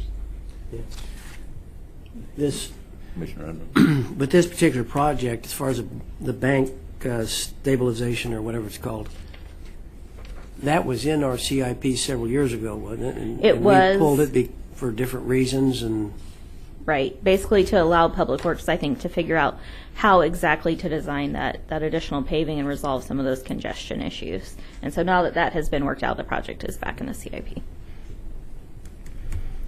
thank you. Mr. Chairman, I would just like to, on that one specific, I guess I'd like to know where out there the problem actually is, because I'd like to go out there and take a look at it. So give me some information down the road so I can. I mean, I've been here 3.5 years. I think this has been talked about every year I've been here, and I'm just wondering how much worse is it now than it was 3.5 years ago? Commissioner Howell, at the north end, there's, and this is hard to describe without a picture, but there's an area where the cars, the vehicular traffic, conflicts with the pedestrian traffic. And so we have figured out a way to separate that, and we're going to do it in-house, and we're going to do it this summer, or maybe fall. and we'll take care of it. It's not going to be that expensive, but we're also going to have stream maintenance involved with it a little bit because we have to build some extra pathway and move it. So we're just going to separate the vehicles from the pedestrians. We've had a few complaints about that. So that's what this is about? That's what this is for? That's. I got the idea that the banks of the... What? The stabilization issue is the other one. Is that the same? I get the idea this is about the water that's eroding the edges of the lake, but that's what I imagine this is about. That's why I'm... Well, it's kind of in the same area. So where Dave is talking about is north of, this is all north of the Boundless Playground, so on the east side of the road. And so there's a strip in there where there's literally 2 guardrails, and the road is right in the middle of it, and there's some steep banks there. So the element that has to do with, that's the bank stabilization piece on the east side of that. That is the piece that I think is still hanging in this $400,000. We're looking at doing that in-house, but we don't have that all resolved yet. When that there's a little playground back there to the east, and there's a narrow driveway that goes back there. That's where this conflict starts. We'll be working this fall from there to the north. It's just a couple hundred feet. We have this great path system that's 9 miles long, but we have this one place where the path is literally on the road, and really it's a safety thing. It needs to be resolved, and we'll take care of that this fall. But there's some other elements that we may do ourselves. Some of that $400,000 could still disappear by the time we get done figuring out what we can do out there. So. Okay. All right. Thank you. Thank you. I don't see any other questions. All right, Commissioners, so that's the end of Category 2. Switching gears to Category 3, again, these are on the horizon with a lower sense of urgency. So the first item is Health Division flooring at the facility on 9th Street.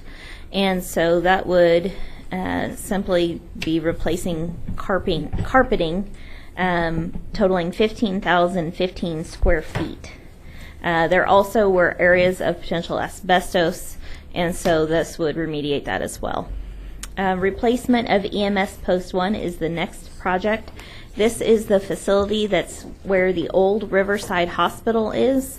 So it is currently owned by Via Christi Health, and at this point I don't know that they have completely figured out exactly how they want to treat this facility going forward, and so we don't have any indication at this time that we're about to be kicked out, but we do want to plan for that on the horizon and figure out where we could relocate that existing post. And so it is serviceable. It's had recent repairs, but in the long term we'll need to find potentially a new home for that. Moving down then, the next 3 projects all occur at Sedgwick County Park. The first is the creation of a new dog park, fitness course, and disc golf course there at the park. I understand from Tim that this is one of the highest requested additions for our parks, and so that is why you have it in 2021, even though it's in Category 3. It would be 1 acres, and it would be a 9-hole disc golf course. So then moving to the Cottonwood Shelter, that is in need of renovations. The building isn't suitable or desirable for people to use as a rental building in its current state. So walls need to be removed, indoor restrooms need to be added, and floors need to be leveled. And then, of course, it needs to be made ADA compliant. And you did hear a revenue package during the parks presentation during your budget reviews. And so over time, the proceeds from those rental increases and fee increases could be used to help fund some of these projects. So the next project then is replacement of 4 gazebos at the Sedgwick County Park. As I understand it, they're along the paths and allow for people to take a break in a covered spot. The current gazebos are in non-repairable condition, and so this would be taking those out and replacing them with a new structure. Then we shift to Lake Afton Park. The next 4 projects are at Lake Afton Park. So right now we have the space that was vacated when JRBR was closed and demolished, and so this would essentially repurpose and develop that ground into usable park space. And that development would consist of a vault toilet, a fitness trail course, and another disc golf course. But this one, again, at Lake Afton Park. The next project is to renovate a pavilion at the Lake Afton Park. and this would renovate the interior and exterior of that pavilion and update the electrical service to the associated well houses. The next project is campsite water hookups. Right now, there are 16 of the electrical campsites that have access to water. This would add potable water to 42 sites, increasing the total number to 58. As Parks report in this request, they receive on a regular basis requests from customers to add more water to the campsites. And then finally, the last project is at Lake Afton Park to replace a playground structure. There's an Iron Mountain Forge playground structure that's missing a component, and the manufacturer is no longer in business, so no replacement parts are available. The structure is still usable, but it's at a reduced rate, and so this would replace that wholesale with something that can be used. So with that, Commissioners, that is the end of the funded projects. Now we'll switch over to the watch list. Again, these are projects that are not necessarily kicked out of the CIP, but they are projects that require additional study or don't necessarily need to be in the 5-year horizon. So the first on the list is something that carries over from last year's watch list, and that is the Regional Forensic Science Center DNA Lab Edition. If you'll recall, last year there was discussion about potential legislation that could mandate testing of every sexual assault kit. That legislation did not occur, but if that were to occur, certainly there would be some potential new staff that needed to be added in some space that could need to be created. And so that is something that everyone continues to keep their eye on, and that could bump this from the watch list to the active CIP. Next is the second project that was discussed this morning, that it sounds like we'll have an additional workshop to discuss whether the Commission's desire is to package this adult detention facility expansion with the project that would remodel the visitation space. That's at $3.5 million. As we talked about, there was a request to construct a new EMS West post at about $1 million. We believe by adding an ambulance to Station 39, essentially the same objective can be reached, and over time, certainly we can study whether the addition of a new post itself is necessary and where that ought to be. Then we would have shifted the EMS garage facility from the active CIP to the watch list. Again, as the manager pointed out, there are some bays available at Fire Station 39 and potentially throughout the county as we continue to work on remodeling existing spaces or adding new EMS posts. And so we think that we can manage the goal there of keeping those ambulances stored in a safe and regulatory compliant fashion can already be done in our existing buildings. And then finally, there's been some discussion at a very high level of Fire Station 31, and so I will defer to Mike to talk through that. This is the Andale Fire Station, and we're studying right now what we need to do with that, either build a new, renovate the old, but there definitely is something that needs to be done to that station. But I put it on the watch list just as a parking space out there. Don't know what year to do it, but I know something needs to be done. But it's going to take some analysis, and we'll bring it back to the commission once we understand what we need to do. And Commissioners, you should have a handout, a bigger version of what looks like this. And this shows the station relocation and remodels that were done within the fire district over those last few years. And Commissioner Unruh, to your question before, it was 2009 that last station was done. This shows what this is actually the funding plan for those, but it reflects the actual costs incurred at each of those facilities. And so using Fire Station 33, we would be looking at a cost of $1.7 million. Of course, with inflation and everything, it's likely that number could be higher, but that is kind of the benchmark it sounds like we would use at this point to estimate what a cost would be to do that work.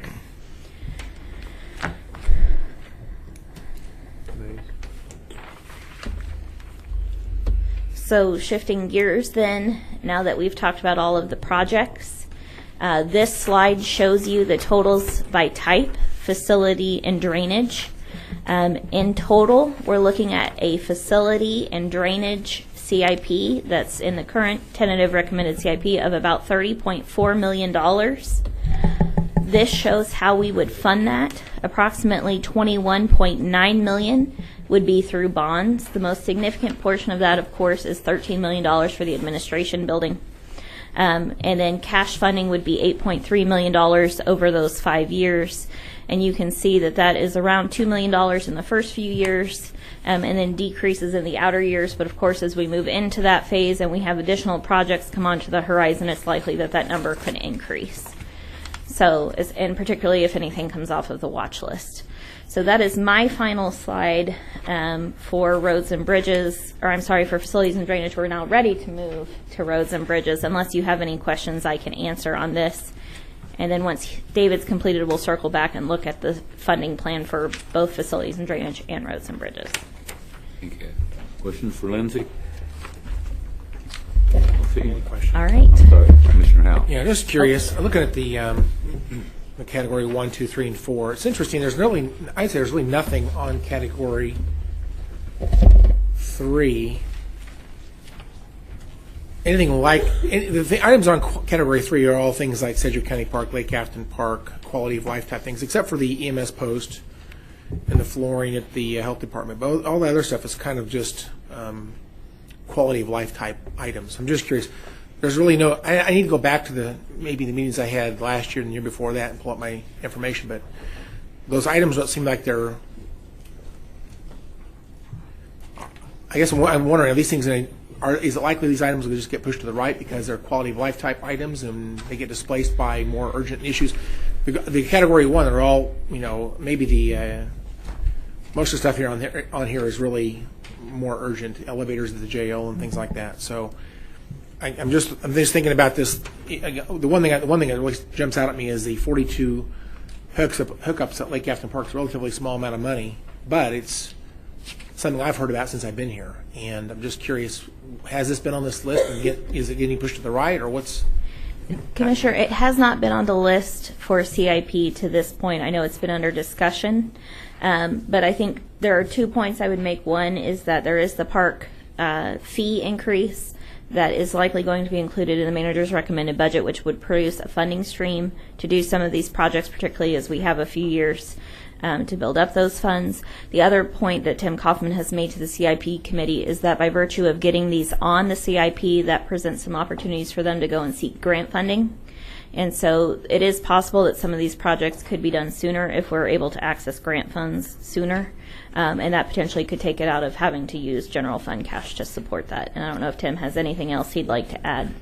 Well, Tim's coming up here. I guess I'd like to look at last year's CIP presentation like this one, maybe even the year before, and find out how it's changed. I'm just curious about the shifting of those projects to the right and things we've maybe inserted in front of them, which is fine. I just like to have some understanding of how those things have been, I guess, displaced and or shifted. So thank you. And my only comment would be that about half of those parks projects that you see now on the CIP are new this year. As Mark and I talked as we went through the budget development process, we had heard from you and from citizens about some of the desires that they had. The dog park is an example of one of those things where we're hearing constantly from our customers that we could enhance their experience in the parks if we did that. So we added a number of different projects this year, in part because we just haven't added many of those types of enhancements. Most of the things that have been on the CIP list in the past have been upgrades or remodels of existing facilities, but we know that we need to add some more amenities for our park guests as well. So that's how some of those ended up on the list now. I mean, on the dog park topic, again, I think that's a great thing to have for quality of life, but I think there's a lot of dog parks around. A lot of cities have them now. Derby's putting in one right now, and Wichita's been talking about doing several of those. And so, not saying it's not important, but there are dog parks around, and so, of course, that's the most urgent thing on our category 3 is the dog park. And I guess for me personally, I'd see that I probably would prioritize some of this differently if I had a chance. The dog park is just part of a package. We know we need to do some additional amenities at Sedgwick County Park, and the dog park is one of 3 that we're thinking about out there. But in spite of the fact that there are dog parks throughout the community, there aren't many on the west side of the county or the city of Wichita right now, and it continues to be one of those things. It's the most frequently requested addition to our park system, in spite of the fact that there are others around. And when you read parks literature, it is by far the #1 add-on that people are doing to parks throughout the country. There's just a huge demand for those now.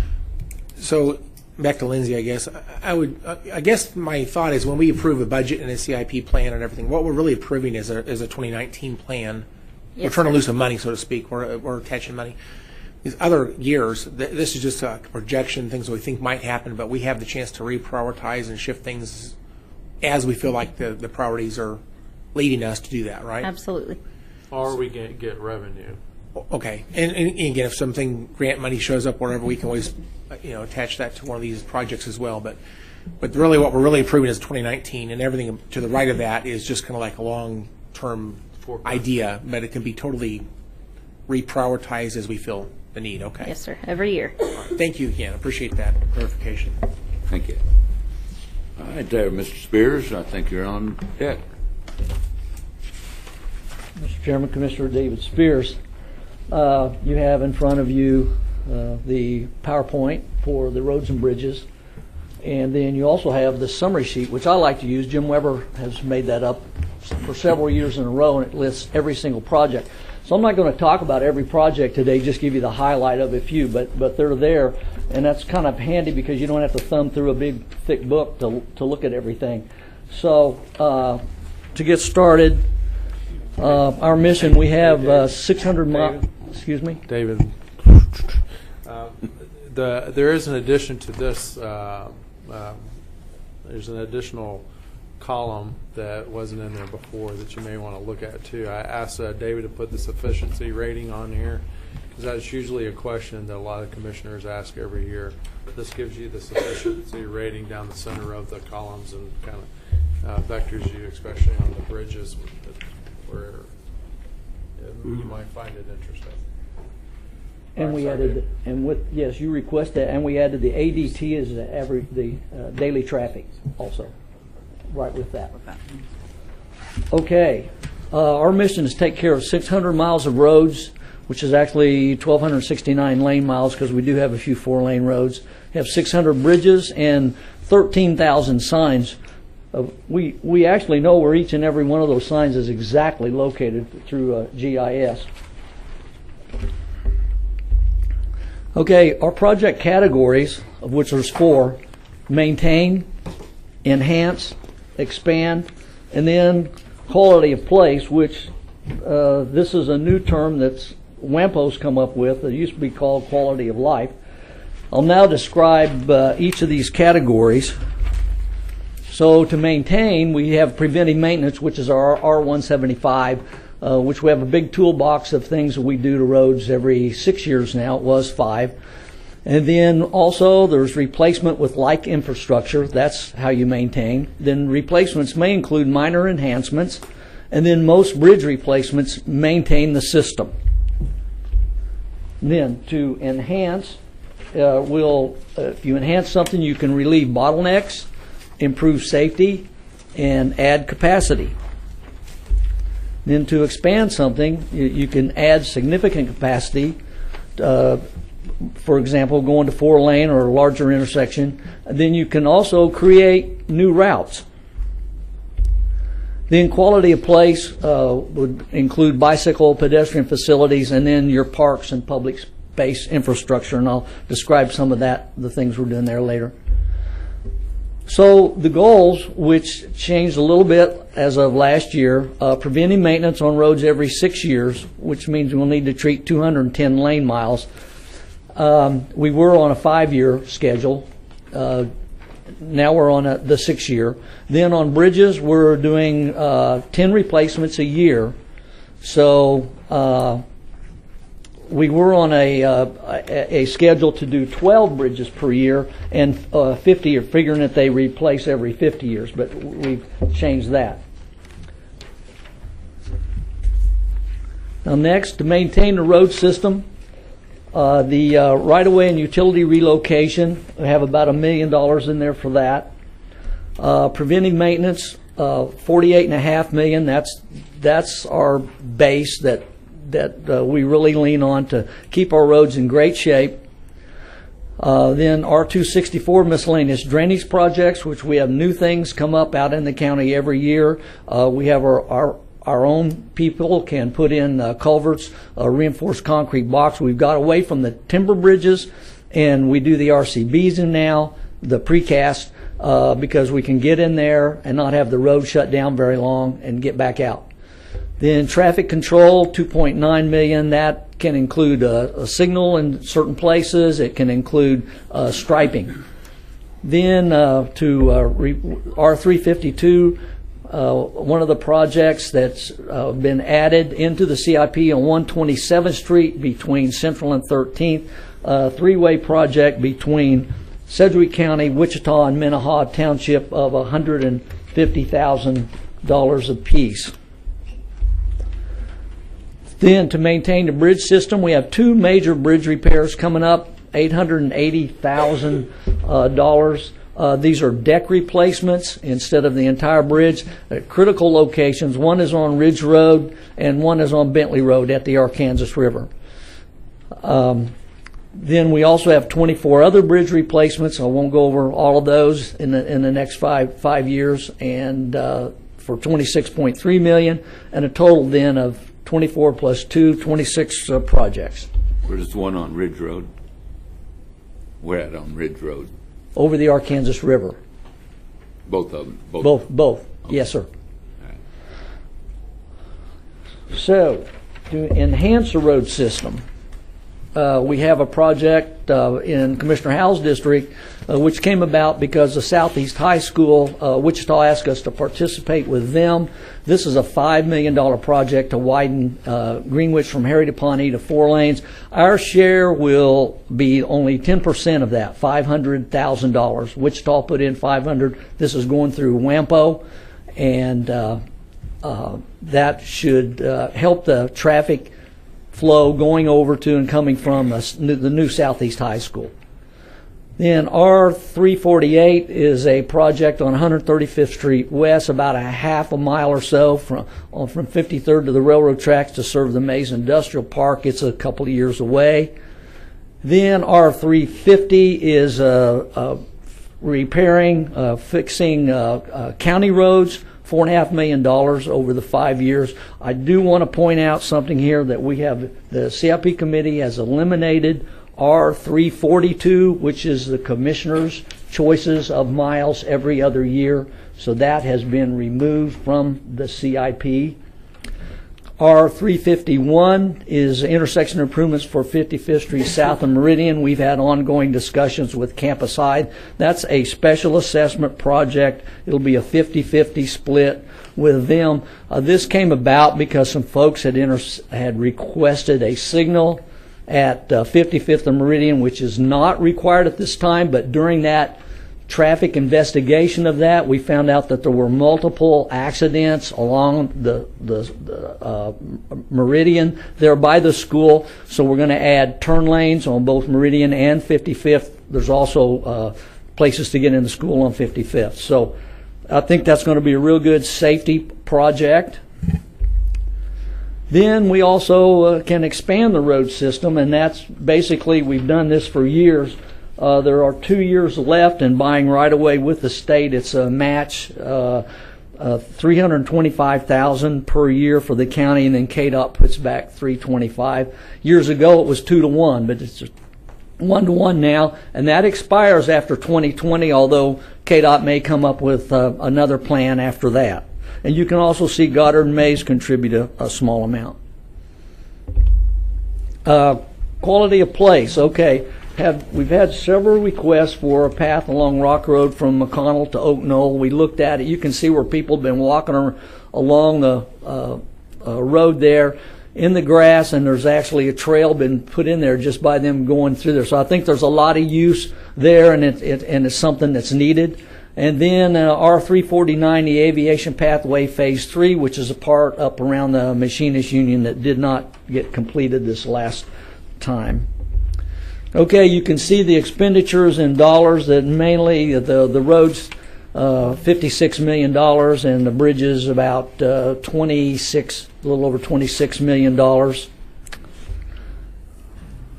And then you can see it in percentage, same deal, 61.5% on roads, 29% on bridges. That's the main part. Now the 5-year summary in total, county expenditure $79.3 million. 90% for road and bridges, 7% to expand, road and bridge system, 1.5% to enhance the road and bridge system, and 0.7% to improve the quality of life or quality of place. Fund sources, you can see we don't have bonds shown in every year. We do have them in 19, 20, and 22. I think about $4 million for each of those years. And of course, the sales tax is the primary thing that we use to fund our projects. Then one other thing, Mr. Weber's already presented this to the Advanced Plans Committee on June the 7th. They have recommended it be approved by the full MAPC, which goes there on June the 21st. And now, if you have some questions for me, I'd be glad to answer now, or we can go back to Lindsay and come back again, circle back. Any questions for Mr. Spears? Commissioner Unruh. Thank you, Mr. Chair. David, the Aviation Pathway Phase 3, is this the portion that the union people backed out on giving us right away, and we could have done it with federal money, and now we're doing it with our own money? Is that, or am I not? Well, we're still going to try to get some TE, Transportation Enhancement money through WAMPO for it, but right now we don't have that. But everything you said is exactly correct. That's the part that we could not get. And then we had to move on because they were stalling. And had we not moved on, we might have lost the federal funding for the rest of it. So we just ended the project there, so we didn't lose the federal money. But now they're conceding the right-of-way to us. No, I'm not saying that. We still have to go get the right-of-way. We still don't have the right-of-way. Okay, so this is just a plan. That's the plan. Okay. They still have to. And it's we need that last piece to take us up to tie into Wichita, because right now we've just got that little bit left to get up there and tie into Wichita's path, which would be a nice thing. Okay. So now that it's decoupled from the safety, the crosswalk, the hog light system, we're not pressured. We're hoping that some time will help with the ability to get that right away. Okay. Good. Also, as David is correct, last year he hopped on it real quick to re-engage to try to get federal funding to support finishing that phase out. All right. Well, I just lost track of it, so I appreciate it. It's okay. Thank you. I don't see any other questions. Thank you, Mr. Spears. Thank you.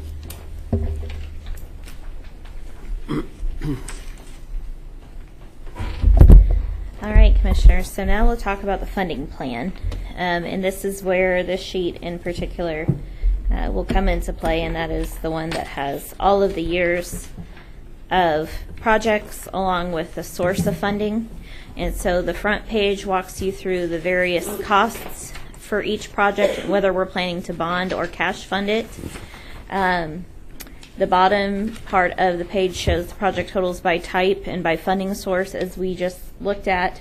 And then I would point you to the back page, which is where it shows the impact overall compared to what was in last year's CIP. So we'll kind of walk through that through these next couple slides. So first of all, when we do a capital funding plan, we do use the county's debt policy to guide us, particularly when it relates to bonds and when it is appropriate to use those, and then what the long-term payment of those bonds should look like.